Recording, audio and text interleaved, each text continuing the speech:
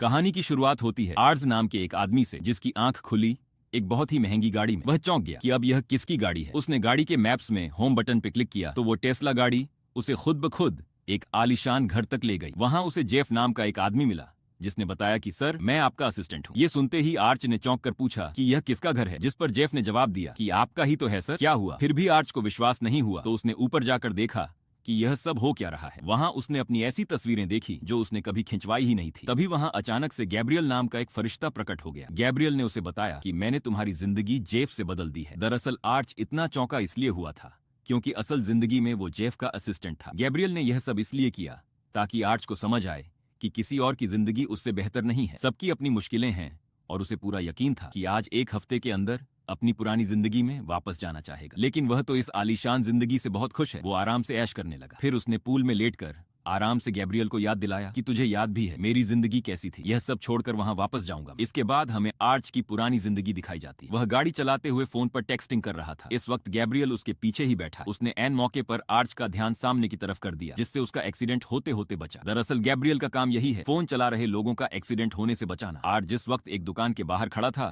जहां बहुत लंबी लाइन है, यह उसका साइड हसल है। वह टास्क सार्जेंट नाम के एक प्लेटफॉर्म के लिए काम करता है, जहां दूसरे लोगों के लिए छोटे मोटे काम करके पैसे कमाए जाते हैं। कॉलेज में उसने डॉक्यूमेंट्रीज बनाना सीखा था, लेकिन काफी समय से उसे कोई बढ़िया काम नहीं मिला। इसी वजह से उसे अजीबोगरीब नौकरी करनी पड़ रही है। आज वह किसी और के लिए लाइन में खड़ा है और इस चीज के उसे पैसे मिलेंगे। आज 2 घंटे के लिए लाइन में वेट करता रहा, लेकिन फिर दुकानदार ने आकर कहा कि हमारे बंस तो खत्म हो गए हैं। जिसके बाद टास्क देने वाले आदमी ने भी ऑर्डर कैंसिल कर दिया और आर्च को एक फुटी कौड़ी नहीं मिली। गैब्रियल दूर से यह सब कुछ देख रहा था। इस काम के साथ साथ आज रात में दूसरी नौकरी भी करता था। वो इस वक्त काम पर ही था कि तभी एलिना नाम की लड़की उससे मिलने आई। उसने उससे पूछा कि यहाँ पर काम का माहौल कैसा है, क्या तुम खुश हो इस सब से? एलिना दरअसल वर्कर्स की यूनियन बनाना चाहती थी ताकि कुछ तो बदलाव आए, पर आज ने कहा कि कुछ नहीं बदलने वाला, फालतू टाइम पास मत करो मेरा। रात को वह दोनों एक टाकू शॉप पर फिर से मिले। आज काफी थका हुआ था, उसकी नींद भी पूरी नहीं हो रही थी। उन दोनों की आपस में अच्छी बातचीत हुई, 2 पल हंस खेल लिए। इस वक्त भी गैब्रियल दूर से उन दोनों को देख रहा था। काम के बाद आज अपनी गाड़ी में ही जाकर लेट गया, क्योंकि वह गाड़ी में ही सोता था। उसके पास एक मोटेल तक के पैसे नहीं थे। जब उसके पापा का फोन आया तो उसने ऐसे ही झूठ कह दिया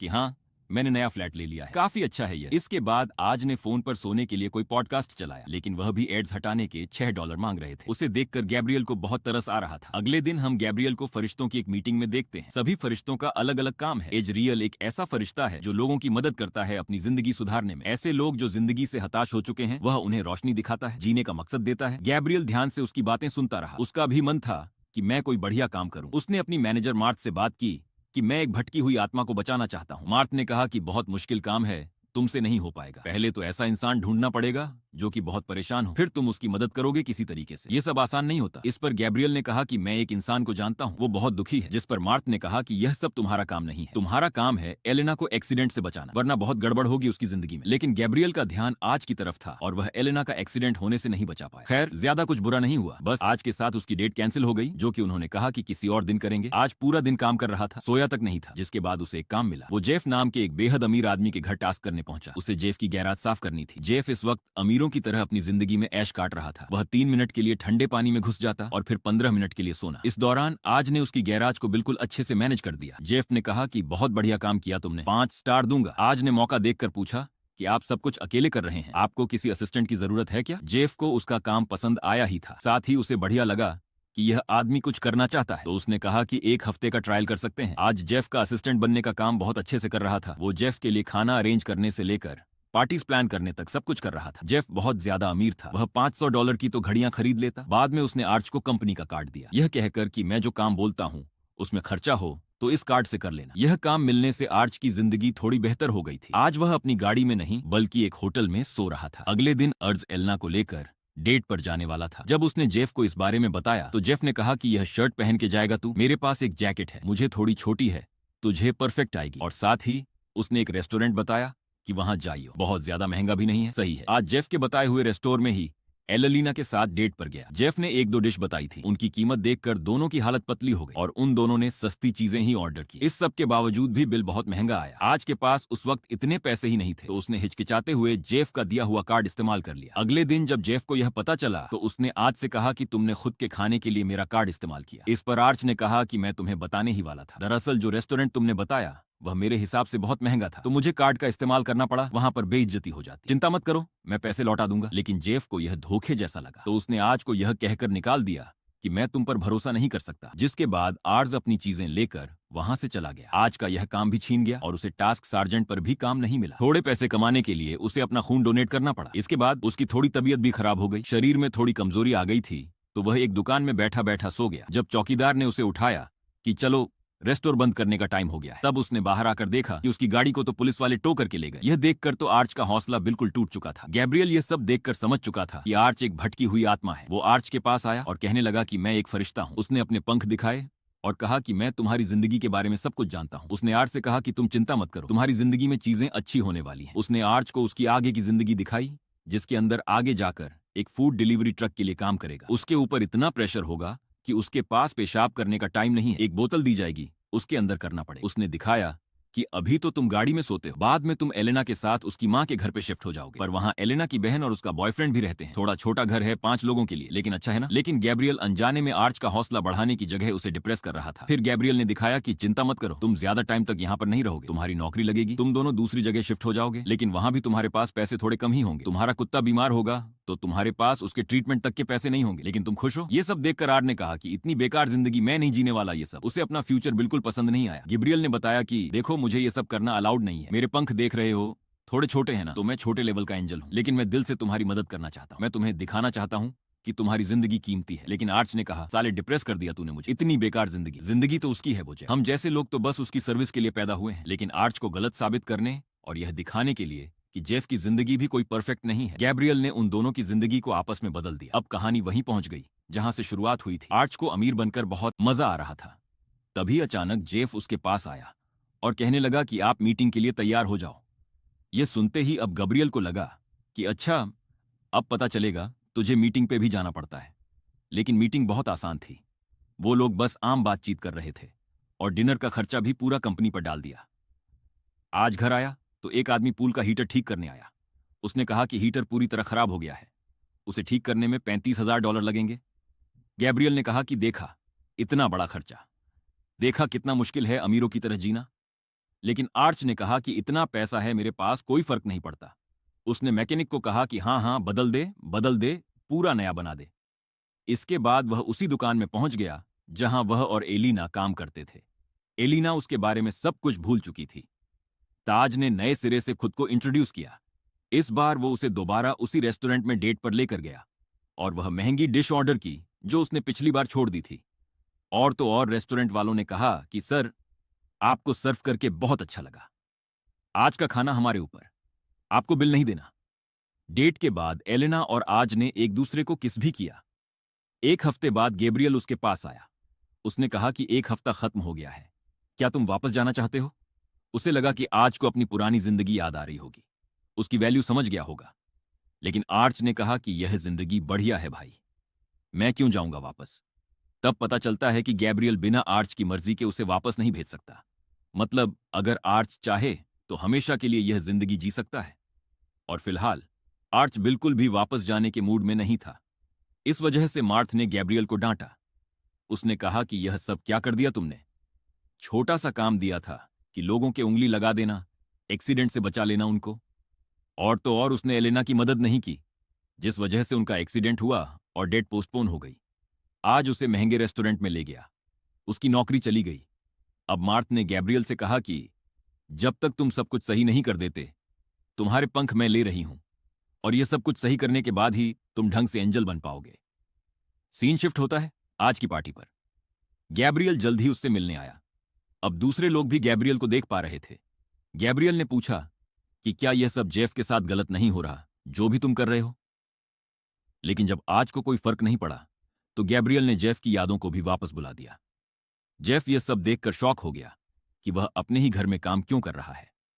इतना बड़ा झटका वह सह नहीं पाया और बेहोश हो गया। होश में आने के बाद जेफ को सब कुछ बताया गया। उसने आज से कहा कि मुझे अपनी जिंदगी वापस दो। उसने कहा कि चलो एक डील करते हैं, अगर तुम अभी अपनी जिंदगी में जाने को तैयार हो जाओ तो मैं तुम्हें $1,00,000 दूंगा। आर्च ने चिल्लाते हुए कहा, तेरी घड़ियों की कीमत इससे ज्यादा है। कुत्ते, कितना गंदा इंसान है तू। लेकिन गैब्रियल ने कहा कि यह सब करना अलाउड नहीं है। तुम ऐसे लालच देके एक दूसरे की जिंदगी बदल नहीं सकते।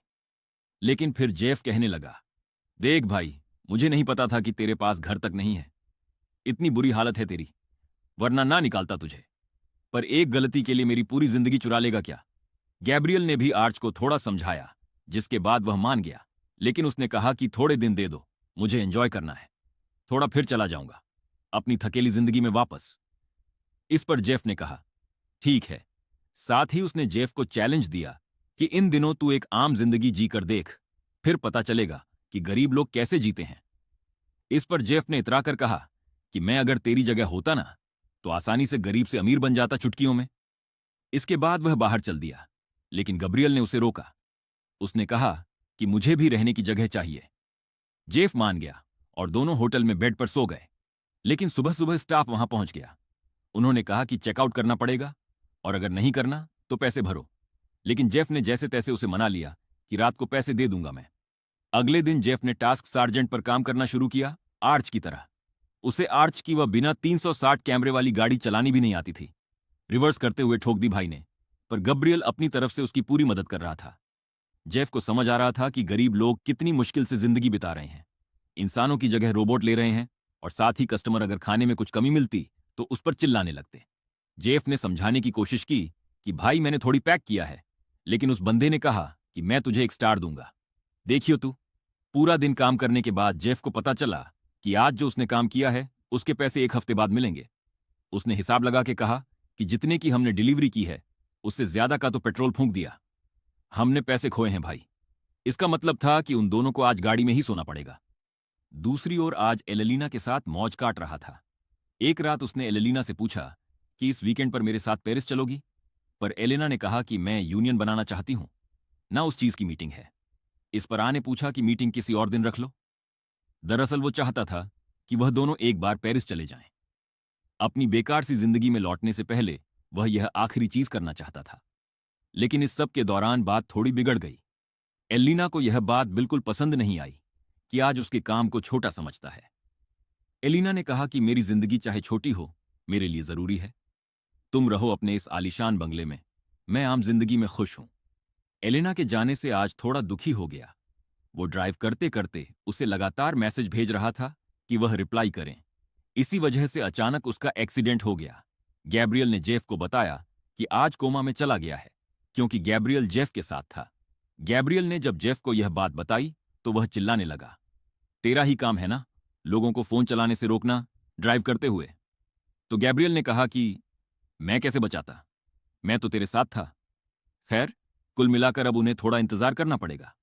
अब जेफ की प्रॉब्लम्स और ज्यादा बढ़ गई थी। उसने गैब्रियल से कहा कि यह मेरी जिंदगी नहीं है, सब कुछ सही करो यार, क्या बना दिया है मुझे। उधर आर्च का एक्सीडेंट ना बचा पाने की वजह से गैब्रियल को काम से ही निकाल दिया गया। जब तक वह सब कुछ ठीक नहीं कर देता, वह भी एक इंसान ही बना रहेगा। अब इंसान बनने के बाद गैब्रियल को बहुत भूख लगने लगी, तो जेफ ने उसे सिखाया कि बर्गर कैसे खाते हैं। गैब्रियल को पहली बार खाना खा के बहुत अच्छा लग रहा था। जेफ ने ऑनलाइन चेक किया कि आमतौर पर आदमी कोमा से 2 हफ्ते में बाहर आ जाता है, और साथ ही वह कल अपने पुराने ऑफिस जाएगा। उसे बिजनेस के बारे में सब कुछ पता है, इसीलिए वह वहां जाकर ज्ञान पेलेगा और सब सोचेंगे कि वह कोई जीनियस है। इस तरह उसे एक बहुत बढ़िया नौकरी मिल जाएगी। पर असलियत में उसे वहां से बाहर फेंक दिया। उन्होंने उसे जीनियस की जगह हैकर समझ लिया था। कि तुझे कैसे पता इतना सब कुछ हमारी कंपनी के बारे में?